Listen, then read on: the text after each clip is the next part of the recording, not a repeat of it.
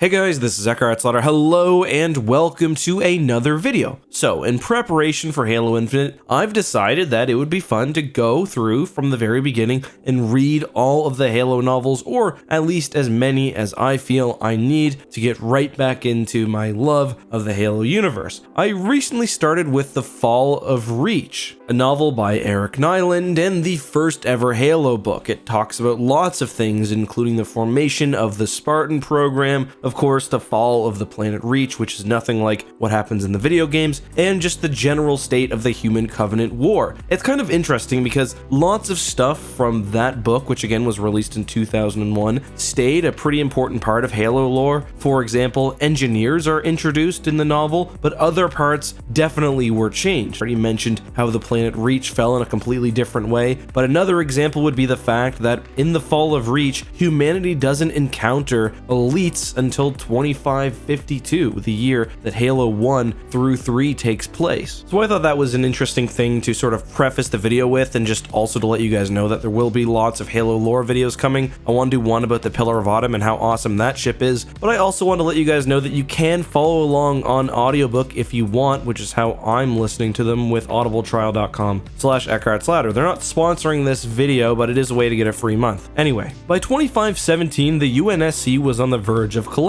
Now, this was actually before the Human Covenant War, but the UNSC was dealing with insurgent populations, especially in the outer colonies, and there was the major threat of a civil war. Recognizing that humanity could fall apart at any moment, Catherine Halsey and others within ONI and other branches of the military went forward with what was known as the Spartan-II program. The Spartan-II program was a follow-up to the prior Orion project and perhaps other secret efforts, and was meant to create a new generation of super soldier, the Spartan-IIs. However, the way candidates for this project were selected was unethical, to put it lightly. Catherine Halsey had developed a system to screen for the most genetically perfect individuals for abduction into the program, and these individuals were usually around 5 or 6 years old, 6 in the case of John, candidate 117, later to become the Master Chief. Halsey looked not only for physical attributes, but also the right emotional states, intelligence, and in many cases, luck. So, presumably the children's parents were contacted, and, like the Jedi, they were given the option of submitting their children to the Spartan program, where they would go on to be the best soldiers humanity had to offer, right? Well, no. Halsey and her other associates at ONI literally kidnapped the children in the middle of the night, using drugs to sedate the children, and then took them to the planet Reach, where they would begin their indoctrination and their incredibly intensive military training. This would later eventually lead to the physical augmentations, which would kill or maim many Spartans, causing them to either wash out or have to be moved to non-combat roles. Then eventually they'd be further augmented by the Mjolnir armor, and in some cases, like in the case of Master Chief, artificial intelligence like Cortana, which interface directly with their suit and mind. So yeah, we've got awesome fighting machines, indoctrinated, hardened from birth, literally superhuman, all coming down to children kidnapped in the middle of the night. But what happened to the families of the Spartan-IIs who were taken? Well, this is kind of disturbing. The Halo universe has a process known as flash cloning, which is basically where individual body parts, or sometimes individual humans in their entirety, can be grown in a lab. And as discussed in The Fall of Reach, you can also use other processes to flash your memories to the clone, so they may not even be aware that they're a clone. The problem is, this process when it comes to full beings is not very effective, and there have been no successful flash clones which live ordinary lives. So what ONI and what the UNSC Navy did was replace the kidnapped children with cloned versions, which of course would eventually die of some sickness or illness or mental instability brought on by the cloning process. All of course completely unbeknownst to the parents. They would literally swap the children out at night. I mean, this is so messed up. This is arguably worse than just taking the children and doing nothing, because now not only do the parents have to deal with the loss of a child, they've got to deal with the sort of agonizing slow loss brought on by sickness or illness or whatever else without ever knowing that the child was doing something that some would claim is for the greater good. And as someone with kids, I mean, you realize a lot more just how messed up this is the older you get. It's obviously bad, but I mean, there's a very good argument to make that Halsey's actions can't be justified, especially given the fact that these decisions were made before the presence of the Covenant was even known. Halsey was making these Spartans to kill other humans, to end insurrections, to basically be strong-armed soldiers of the government. And it's interesting, especially in the fall of Reach, to read how Master Chief thinks about things. Everything is a mission to him, and he's 100% willing to kill soldiers if it's part of his mission. I think everyone knows the story of a newly augmented Master Chief beating up and killing several ODSTs who challenged him as a teenager, but that's not the only time that he faced off against other humans. In his first ever mission, he killed scores of civilians and didn't really think twice about it. Later on, he would be forced to go against Marines and ODSTs when trying out his new shield-enhanced Mjolnir armor. And again, even though that was technically a test where the Covenant aren't at play, he was willing to severely injure several Marines. We see a little bit more of his psychological damage later on in that book, and then also in The Flood, Cortana basically wants to step in and protect John from any further harms and hardships after reading his secret personnel folder. And at the beginning of The Flood, which is another book in the Halo series, he has dreams of Halsey as his mother because he doesn't remember his parents. Needless to say, John and the rest of the Spartans are psychologically damaged to the point where it could be a detriment to their overall effectiveness, or could actually make them a threat in the future, which is something we thought Halo 5 was going to explore but kind of ended up chickening out of. Anyway, interestingly, the Spartan program was meant to be completely secretive, but during the Human Covenant War, limited portions of the program were declassified, with Chief and others being painted as heroes for the public just because morale was so low. I mean, humanity was getting beaten back at every opportunity. They had maybe a handful of wins, probably only 2 or 3, but even then the full extent of Halsey's crimes were not known to most, although some within ONI and the Navy were aware. Either way, the Spartan-II program is very interesting. I think the idea of fully compromising your morals for what may be in the arguably greater good is an interesting discussion, but that's all for today. Again, look forward to more of these Halo lore videos as I continue my rereads, or in some cases, first time reads of many books in the Halo universe. Until next time, guys, have a good one, be safe, and may the Force be with you.